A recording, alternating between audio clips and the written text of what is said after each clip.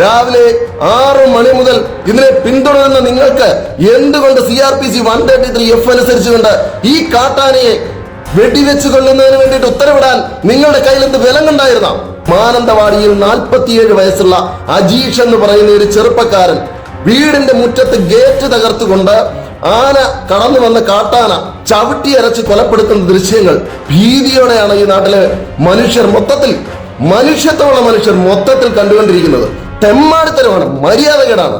മനുഷ്യനെ കൊല്ലുന്ന കൊലയാളി ആനകളെ അല്ലെങ്കിൽ വന്യജീവികളെ കൊല്ലുവാൻ നിയമമുണ്ടെന്നാണ് പ്രശസ്തനായ വക്കീൽ അഡ്വക്കേറ്റ് ജോണി കെ ജോർജ് പറയുന്നത്. ഈ അടുത്തിടെ അദ്ദേഹത്തിന്റെ പേജിൽ ഇട്ട ഒരു ലൈവിലാണ് അദ്ദേഹം ഇതിന്റെ നിയമ സാധ്യതകളെ കുറിച്ച് വിശദീകരിക്കുന്നത്. ഏതായാലും നമുക്ക് ആ വീഡിയോ ഒന്ന് കാണാം. മാനന്തവാടിയിൽ 47 വയസ്സുള്ള അജീഷ് എന്ന് പറയുന്ന ഒരു ചെറുപ്പക്കാരൻ വീടിന്റെ മുറ്റത്ത് ഗേറ്റ് തകർത്തുകൊണ്ട് ആന കടന്നു വന്ന കാട്ടാന ചവിട്ടി അരച്ച് കൊലപ്പെടുത്തുന്ന ദൃശ്യങ്ങൾ ഭീതിയോടെയാണ് ഈ നാട്ടിലെ മനുഷ്യത്വമുള്ള മനുഷ്യർ മൊത്തത്തിൽ കണ്ടുകൊണ്ടിരിക്കുന്നത്. തെമ്മാടിത്തരമാണ്, മര്യാദകേടാണ്, എല്ലാ സീമകളും ലംഘിക്കുന്ന അധികാര ദുർവിനിയോഗമാണ്. മനുഷ്യജീവൻ അപകടകരമായ തരത്തിൽ ജനവാസ മേഖലയിൽ രാവിലെ മുതൽ ഇറങ്ങിയ കാട്ടാനയാണ്. എന്തിനാണ് നിയമം നൽകിയിരിക്കുന്നതെന്ന് അറിയാമോ? നിങ്ങൾ പറയും ഈ കാട്ടാനയെ കൊല്ലുന്നതിന് നിയമമില്ല എന്ന്. തെറ്റാണ്. വയനാട് കളക്ടർ 2015 ബാച്ച് IAS കാരിയാണ്. രേണുരാജ് പല ആവർത്തി ഇങ്ങനെയുള്ള വിഷയങ്ങളിൽ ഇടപെട്ടിട്ടുമുണ്ട്. നിങ്ങൾ CRPC എന്ന് പറയുന്ന പുസ്തകം കണ്ടിട്ടുണ്ടോ? ആ പുസ്തകത്തിൽ 133 എന്ന് പറയുന്ന ഒരു വകുപ്പുണ്ട്. ആ 133F എന്ന് പറയുന്ന വകുപ്പ് നിങ്ങൾക്ക് നൽകുന്ന ഒരു അധികാരമുണ്ട്. നിങ്ങൾക്ക് അറിയില്ലെങ്കിൽ ഞാൻ വായിച്ചു കേൾപ്പിക്കാം. CRPC 133 conditional order for removal of nuisance whenever a district magistrate or a subdivisional magistrate or any other executive magistrate specially empowered in this behalf by the state government on receiving the report of a police officer or other information and on taking such evidence if any as he thinks fit considers.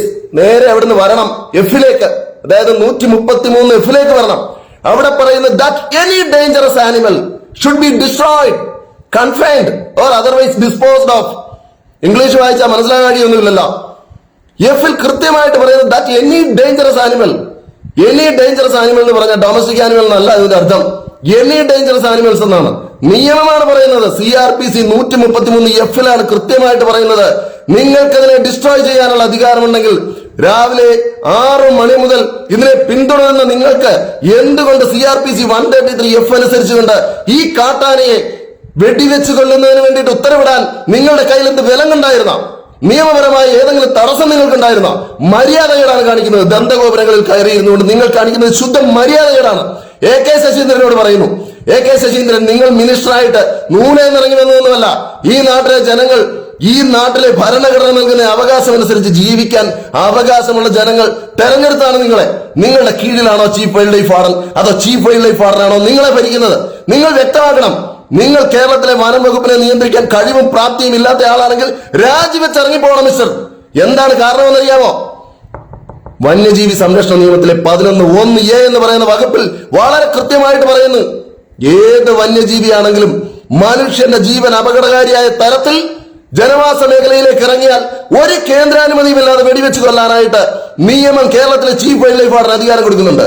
നിങ്ങൾ എന്തുകൊണ്ട് ഉത്തരവിടുന്നില്ല? Chief wild life warden നിങ്ങളെയാണോ ഭരിക്കുന്നത്? നിങ്ങൾ chief wild life വാർഡനെയാണോ ഭരിക്കുന്നത്? ലജ്ജ തോന്നുന്നു ഇവിടുത്തെ സംവിധാനത്തോട്. പാൽരാജ് എന്ന് പറയുന്ന ഒരു മനുഷ്യന് കമ്പത്ത് ജീവൻ പോയ കഥ അറിയാമല്ലോ. ഇവിടത്തെ നീതിന്യായ സംവിധാനങ്ങൾ ദുർവ്യാഖ്യാനം ചെയ്യപ്പെട്ട നിയമത്താൽ ഇവിടെ ഉത്തരവിടപ്പെട്ട ഒരു ഉത്തരവിൻ പ്രകാരം ഭരണഘടനയനുസരിച്ച് ജീവിക്കാൻ അവകാശമുള്ള പാൽരാജിന് ജീവൻ പോയില്ലേ? ഈ വർഷം 40 ദിവസത്തിനകം 5 മരണങ്ങളാണ്, 5 മനുഷ്യജീവനുകൾ. ഇതൊക്കെ ഇവിടത്തെ നിയമത്തെ ദുർവ്യാഖ്യാനം ചെയ്തുകൊണ്ട് ഇവിടെ സംഭവിച്ചതാണ്. ശുദ്ധ തെമ്മാടിത്തരമാണ്.